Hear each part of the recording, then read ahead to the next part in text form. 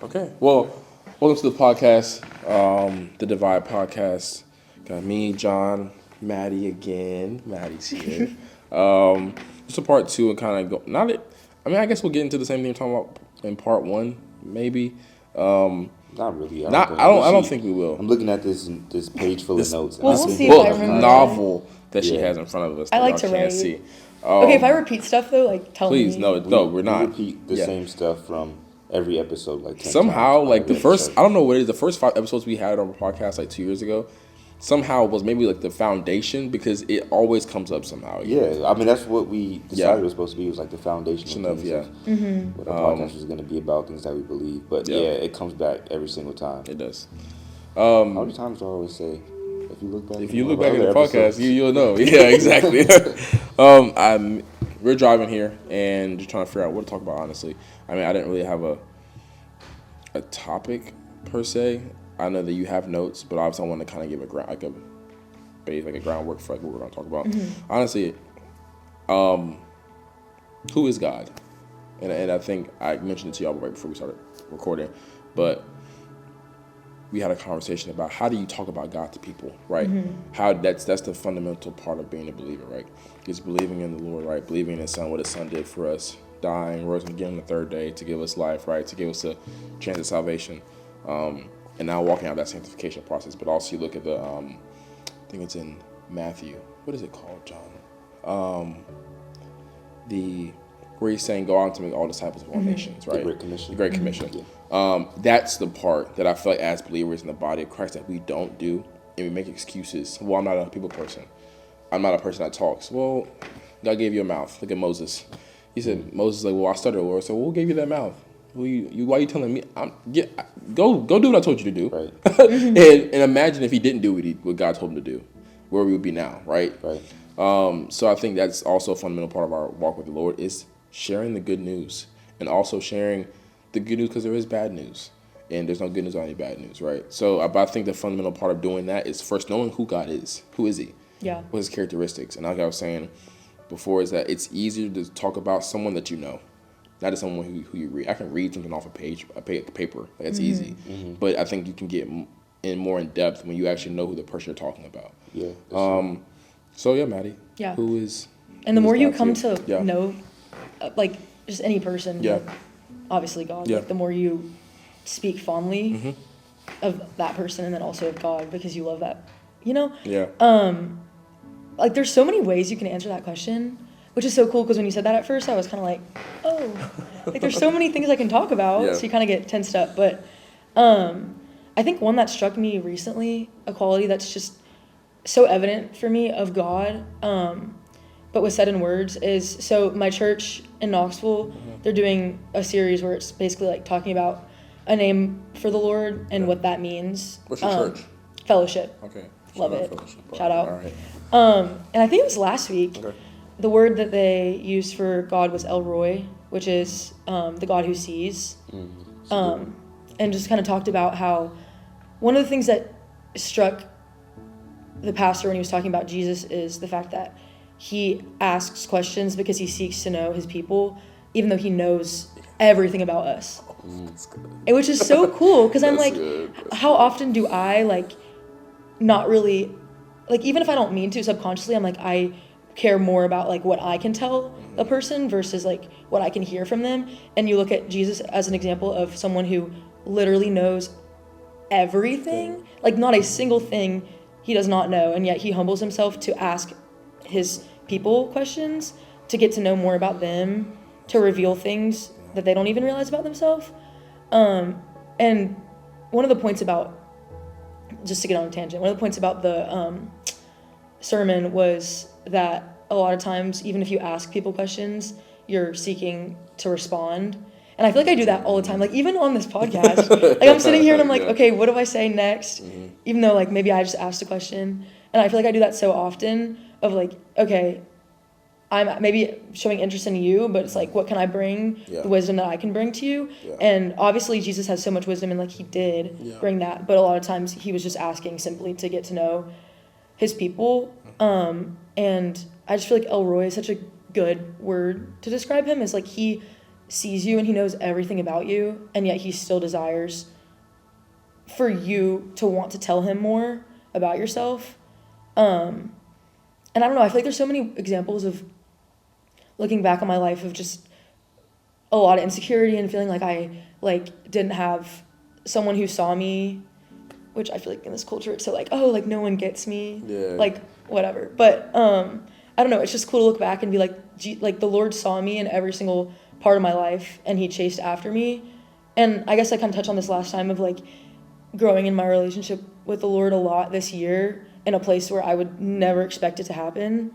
And that's just such a testament to like the fact that the Lord sees me in every single place that I'm in, and he wants to know more about me and he wants to reveal more about me that I didn't even realize, but also that it's like not, the more that he's revealed about himself through me, if this makes sense, like the more I realize that I'm a vessel and that it's not about me. Yeah, that's good. That's good. Which I guess is sometimes kind of for me, hearing that is like a good reminder, because I think I get so focused on how I can like pursue God better, and I always feel like, okay, well, if I want to get closer to God, like it's always all about like what I'm doing and stuff. But you know, I constantly forget the fact that he's pursuing us as well. Like he's putting in effort to, I guess, form this relationship between the both of us, and it's not like a one-way street, right? Sometimes I think I view my my relationship with God as like God's here, and I'm just here doing all these, you know, this obstacle course trying to get here, but like he's also coming together so that we can meet. Yeah. You know, it's a cool thought to think about, and always like a good reminder of like, no, he's constantly pursuing us as well. That reminds me of, I don't know if this is like exactly on that line, but the book I'm reading, Pursuit of Holiness by Jerry Bridges, it opens in the preface and it's like, because it's a lot about the shared responsibility that we have to pursue the Lord, but obviously the fact that like that all of that is pointless without his divine nature, because the more like you can't just strive to earn, like obviously there's a like I don't know, I feel like sometimes it's hard for me to kind of blend that line of like where is it my responsibility to do things and where is it like that's not what I can't do anything. I think it's interesting you say that, because that was what I was thinking about while he was talking. Is you think of like, you know, Jesus, or you know, the shepherd Jesus, right, going out to go after the one, right, out of the 100, right. I'm just imagining being the sheep that wandered, and it's in a spot where it's lonely, it's confused, and it's not in a familiar place. Yeah. I think sometimes we get to the point where we're so alone, we're so confused, and we're such in a non-familiar place mentally, spiritually, emotionally, that we're stagnant and we're in one place. And I think that is so, I don't know, I'm trying to paint a picture of like Jesus is seeing you wander, right? And he sees you leave, and he leaves everybody else that is a part of the flock, right, to go get you. And maybe this isn't maybe I'm speaking to myself, maybe speaking to people who are not even believers. If you're in a place right now where you're not familiar, well, where you're confused, where you're hurt, and you feel like you just can't get anywhere, my suggestion maybe is to be still. Maybe it's being still knowing that I'm God, right? It's sometimes we can just be around, like you're saying, obstacle courses where you're just trying to do different things to get to him. And it's like, maybe no, you need to just be still. Cry out and be still. Right. Don't move. I mean, you're already wandering enough. Like, you're already far enough away. I got to go get you. Not even I have to. I want to go get you, but don't make it harder for yourself. Because the job of a shepherd is like, right. You know, if the sheep is wandering, you know, that shepherd's probably like, no, if you can just stay You there. just stay here. But the like, more it wanders around, exactly, trying to figure out like, okay, how do I get back?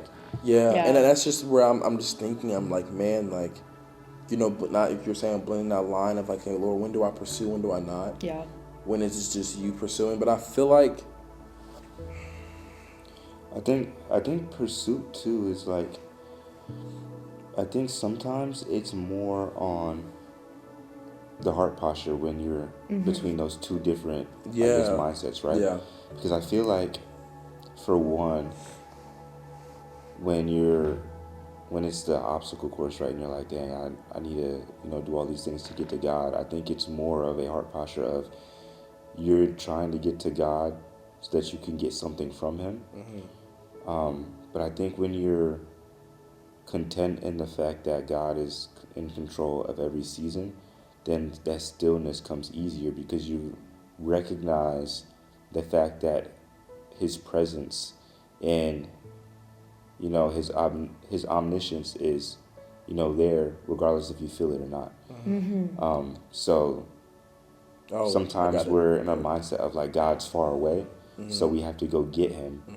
But when you realize like when your heart posture is set to be in His will and just be with Him, He's gonna be there. He's gonna dwell with His people. Here's where and I think it's kind of going with what you're saying. I think I might just repeat what you're saying, but that line, our pursuing God, I think what you're saying too is our pursuing God. You think in Psalms where David says, I wait in expectation. That word wait, I think it's interesting, is that, going back to like being that one, right? Think of like, I know I have before, right? When you're in a grocery store with your mom and you're like little, and like you get lost. All the people are going past you, looking for them. You're looking up. That's not your mom. That's not your mom. That's your mom, right? And your mom's yelling. You're yelling. You moving around isn't helping. If anything, you just stay where you are and allow your mom to hear your voice and to come find you. Imagine we did that with God. Stop trying to find different lanes and different alleys to go in to try to find Him. Allow Him to find you. Yeah. And if we just stay in a place where our heart posture is just, I'm just going to cry out until I hear Him. Like we talked about in the clip we talked about, the differences. Waiting for us to get to God, or we waiting for Him to come to us, right? And I think that sometimes the Lord's like, hey, just cry out to me. And I think just crying out to Him does two things. Obviously, He knows where we are, right? So He's not really trying to find us. He sees us, right? Same with Adam and Eve. God saw them eat the apple. Where are you at, Adam? He knew where he was at, but he was wondering why Adam was hiding. They had a spot they went to every single day to walk and talk, right? So he was wondering, who told you were naked? He knew what was going on, right? Right. So I think there's two things is that when you're crying out to God, yes. He was asking why his perspective changed. Right. And also I think the crying out, it strengthens your faith because you're going back to our Bible study we had about supplication, right? You get to a point where you're crying out to God to where it's not cute. It's ugly now. And it takes humility to have to do that. Exactly. And I think that's where it's at is like, that's where I feel like I've seen God the most is when I'm tired of having to look good when I ask for Him. You have to get to a point where it doesn't look good. It's not pretty. It's getting ugly now. It's crying, it's tears, it's begging, God, where are you at? And now through that, your faith is being strengthened. But just like not in theatrics, but in desperation. Exactly. Yeah. It's not that you have to. I don't know. I feel like you get to a point where you're not posting scriptures on Instagram anymore. At this point, you're off social media every morning. It's just like you're so focused on God. I need you. Scratch everything else. Everything else is a distraction at the moment. And I think that's like going into that line of like maybe we need to just sit, and He comes to us. And now we're just waiting for our Father to come to us. And it's like, I feel like there's so much more, less work you have to do. And again, it works, we can't earn any of it. Stop trying to earn it. It's, God made you for a reason. And it's like, just allow Him to do His job. Yeah. He loves pursuing us because He loves us that much. That's what He loves doing. So it's like, why would we make it, I'm not saying make it harder for Him, but it's like, I don't know. It's just everything's going through my head at once. But I'm like, I think that's where I'm at. Is like, it's just I find myself trying to do things and like get to God, and I'm like, God's like, I don't need you to do it. Just be. There's some quote I read, and I don't know who it was, but it said, "Grace is not opposed to effort; it's opposed to earning."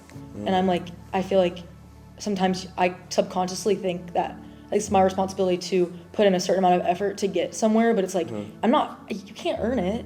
Yeah. So I mean, obviously you have responsibility to like do step into what the Lord's calling for you, but you can't earn grace. It's given to you. Yeah. Right. And like you said, like it takes humility to let go of like a stubbornness of like, okay, I can't do this myself, so I'm calling out to God.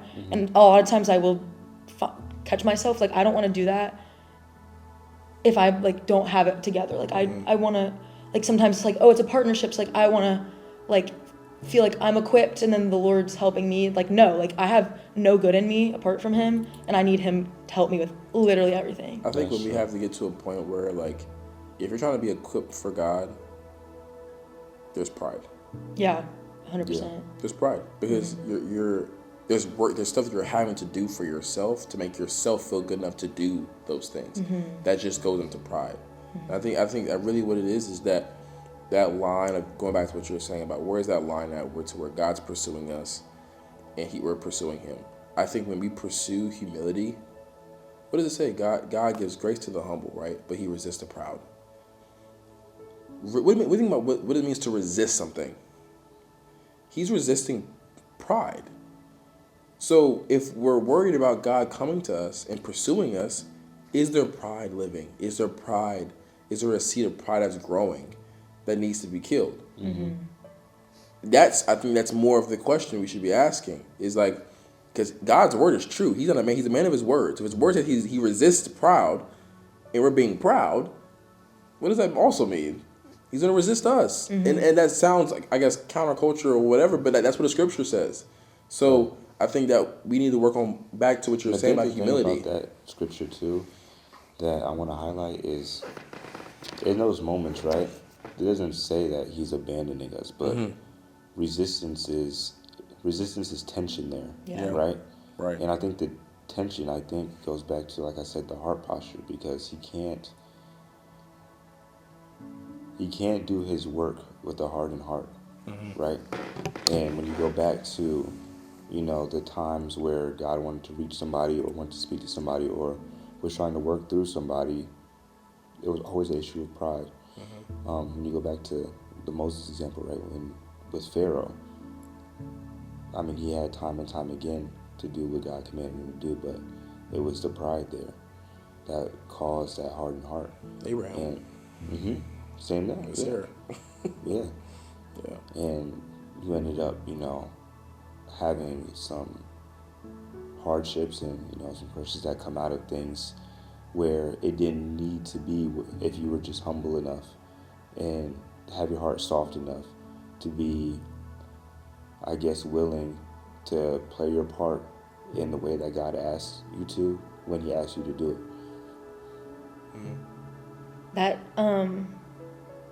hopefully this is along the same lines, but that reminded me of a sermon that I heard recently, and it was about King Uzziah in 2 Chronicles, and he was like 16 years old when he started to reign, something like that. And at first he was this great king who accomplished so much, and it was because he always looked to the Lord for everything that he was doing. Like, he didn't make a step without checking with the Lord and making sure that he had the right heart posture of doing those things, and he accomplished so much. And like, obviously that doesn't mean, like, you can't just go to the Lord and expect to have everything turn out great. But his downfall came when he forgot that he was greatly helped by God, and he turned that into like pride and becoming powerful. And it started to become like he didn't turn to the Lord anymore because he had accomplished so much that he just figured that he would keep doing that without the Lord's help. And then he died of leprosy, and he wasn't even buried in the same place as the other kings, because it literally was just like, talk about someone who accomplished so much and died in like the most humble way ever, and just completely knocked his pride down because he forgot that the Lord was the one that brought him all that he had accomplished, and he thought that he was the one accomplishing that. And so it's like the heart posture of like remembering that like your pride literally will be your downfall. And I say that from a place of like, I don't know, kind of always hearing that story and thinking, oh, well, that sucks, like he must have been prideful, good thing I'm not. Like, and then you realize, okay, no, there's so many ways that I am that maybe aren't as big as like fighting wars and all of that, but like the Lord convicts you of, okay, there's ways that you're being prideful, and just the ways that you're making decisions, and like the way that you're going about helping. Like, I don't know, it's kind of a big tangent, but it's just, I don't know, it's cool to see how the Lord, like, he can't like be around pride, and so he knocks that down because he can't be in the house of sin. And I think that, like, I think what kind of what you were saying is, pride comes before the fall, right? So if in those people, like in the Old Testament, Abraham, Saul, who else did you say? Who did you say that also had, Moses, right? There's a pride issue. But if you look at David, and I think it was interesting, I know for a while me and you were reading 1 Samuel like a lot. And I don't know, we didn't plan on it, but we just started reading it. And you were kind of like we're a chapter ahead, and I was like right behind you, so I was like, it was funny. But I just realized whenever David would be going through different things, it always said, and he would acquire the Lord. And he would acquire the Lord. And he would acquire the Lord. And you could just see the favor he had when Saul was coming for his life. Yeah. Literally, the favor that God had when it came to David. But even when he became king, he acquired the Lord. And I think that's when we acquire, it strips pride. Because now we're not acquiring ourselves on the decisions. We're acquiring something that's outside of us. Again, to the perspective, it shifts our mind to the fact that we need him over ourselves. If it's like, I don't know, I think it's almost like akin to, I say, asking your dad for help for your car, right? You can go out there and try to figure it out, right? But the moment you call Pops and be like, hey, Dad, I need, help with this oil change or something wrong with this engine, right? You let him go out there and you take a step back, right? And he handles it, and it's like, in that moment, your focus and attention is on how do I assist him, right? And what he's doing versus what I think is best in the situation. That's good. Because if I knew it or knew what to do, I wouldn't have called him in the first place. Exactly. And I think prayer and acquiring the Lord is the same way. If it makes our mind and our spirits aware of the fact that if we could do it on our own, we wouldn't have called him in the first place. Yeah, and I think something interesting too, and I want to go into something else after this, but going back to what you were saying earlier, we first started about the questions Jesus asked. I think it's interesting. You look at Peter when he was saying, was it Peter that he said, do you really love me? He was questioning God, Peter's love for God, like for himself, right? And Peter said, Lord, I love you. I love you. Knowing that Peter's going to deny him 3 times, right? His sifting, right? That we talked about in the last episode. I think was interesting looking at the guy, the rich young ruler, right? Lord, I kept these things. He said, okay, well, sell all your things to the poor and follow me. And he walked away, right? But you could see that it said Jesus had love in his eyes for him, right? He loved him. And it was just interesting what you were saying about the questions. It's like, man, like, I wonder what questions God has for us that would put a highlighter on the pride in our life. I think we were talking about this the other day while I was praying. True. His questions were highlighters. His questions were literally highlighters, and it was just like we go over those things and don't realize, like, I'm be honest with you. This week has been tough, so it's just been like I've had to do a lot of self-reflection where it's like, all right, Lord, like, I need you to start asking me questions. Like, I need you to start highlighting some things because, like, life is good, but I know that my walk with you, I need to go deeper, and there's some things that I'm stumbling over, that there's grace applied, but I don't want the grace to have to be applied, right? I want to just get over that and not keep tripping, right? So it's like, all right, Lord, your questions are highlighters. Question me. I want to be questioned, right? And I think when we do that and we allow that to happen and have the humility, right, to allow the question to be asked and then to self-reflect and to answer the question, but then to apply it, I think there's steps to that. And I feel like the allowing the question, hearing the question, giving an answer, and allowing your answer to be your navigator and where you're at. Yeah. Right? How you answer a question is a really good navigator. Out of the abundance of the heart, the mouth speaks, right? So whatever our answer is to God's question is a reflection of where our heart posture is. And it shows you where we're at. And I think that's where the Lord's been with me. It's just like my answers, he's checking me on my answers. And it's navigating me on like, okay, there's pride, Cam. There's things that you're dealing with. It's like, all right, I'm highlighting the things you need to work on. Yeah. So I think that's just really good. I just kind of where my mind's been at when you were saying about the question. I think it's really good. So, yeah. But I know we were talking about too is like how do you? I think this is a good foundational how you speak to people about God. I think this stuff is really important because even when we were saying about the podcast, I think we said this last week. This podcast isn't because we got it all together. It's actually the complete opposite. Because we don't got everything. As you can see, I feel like this podcast every week is like a process we're having. Like we're going over this stuff as we're talking about it.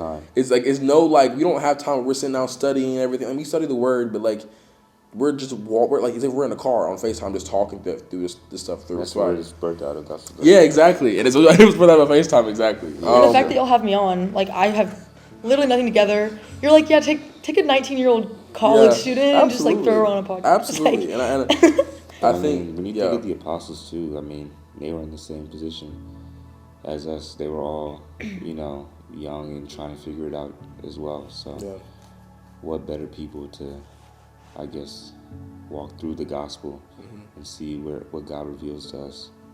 Yeah. I know you have some more notes on there. I'm gonna see. I don't even know. To get into. I mean, if you want to, you can, by all means. I had something I was gonna go off of, but I guess just the way you talk about the Lord, I feel like He's kind of shaped me some in this semester, and obviously there's so much more to learn because it's cool that I get to go into different environments and just learn more about His character. Yeah. But I think I was talking to a friend about this actually earlier today about how I kind of like went into camp, and I hate that I keep bringing it up. Sorry. No, I told you before this. If you bring up camp again, it's fine. I understand. It was foundational. Sorry. Yes, it is. But I kind of like went into it not really knowing what to expect, and was so knocked down so quickly, and realized that I had nothing. Like I literally had nothing together at all. And here are these people that know so much more than me about the Lord, and then I go into a semester where I'm like really excited to grow in my faith. And I had the opportunity to lead a small group, which has been so great. That's dope. How did that happen? It's through RUF, which is shout out. This really great. I know somebody who's in that. Really? Yeah. Okay, cool. So it's more of like a guide. It's kind of like stepping stone to having your own Bible study, where you have kind of questions that lead people into having conversations, and then you can kind of go from there. Yeah. But I think I kind of took that as like an opportunity to grow in my faith, but then I realized when I was going into the semester, like, I don't literally no idea what I'm talking about, other than, obviously, like, growing up as a Christian, but we talked about how a lot of that was complacent and lukewarm, but kind of being nervous about, like, I don't have the answers or, like, the things to say, so how am I going to talk about the Lord if I don't have it all together? And so it's been really cool to see how it's not about that at all. And that's been a testament to the Lord's character, of the fact that, like, we are vessels, and, like, He does not need me to speak to these freshmen that I get to lead. And, like, I'm thankful that I get to be there to do that, but it's not about what I'm saying to them. And so it's not about, like, obviously I want to do my part and research and get backstory before I'm reading a passage to them, but, like, when it comes to knowing so much about the Lord's character, like, He will reveal what I need to know to speak to these girls, and like that's been really cool to see. And just the fact that I don't know, just being able to spend more time in my word and just like work on different disciplines has kind of just showed me more about the Lord's character. And then you just naturally bring that into conversation, and then you take a step back and you realize, like, I didn't even realize I was learning that about the Lord. And then the more I was just having conversations like these are just like so foundational for just learning how to talk about God. But also just I feel like I'm kind of, so recently I've been reading 1 Peter. I just finished and it's Paul basically writing, no, sorry, not 1 Peter, 1 Timothy. We were just talking about Peter. But like him writing to Timothy about how the church of Ephesus was corrupt, and it needed like Timothy to come in and kind of work on certain things that they weren't doing well.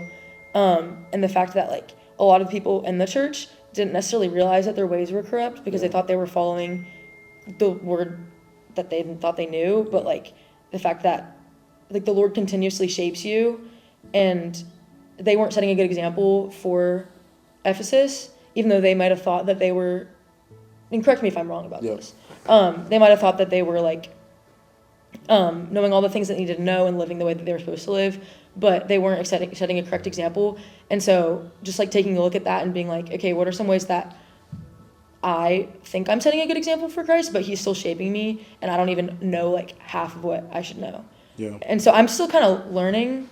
Like there's a lot that I have to learn. It's the perfect place to be. Yeah. Because I think, it goes back to when Jesus was here, the people that he had problems with was, the Pharisees, the ones who thought they knew everything. That's true. When you get to the place where you feel like you've attained all the knowledge of God, which is infinite, impossible. Yeah. I think that's one of the ultimate forms of pride, right there. That's so hard to come back from. 'Cause it's like, not only are you not willing to explore more of God's character, but God can't reveal anything else of himself to you. And then you also have the opposite side of like the rich young ruler again, right? Like his thing was, he had done all this stuff, right, that he was supposed to do, in his actions and, of knowledge of, following the commandments and stuff like that. But at the end of the day, the pride of, his material possession and, what he thought he had attained that he couldn't let go of kept him from, being with the physical manifestation of God's presence here on earth. Yeah. I think that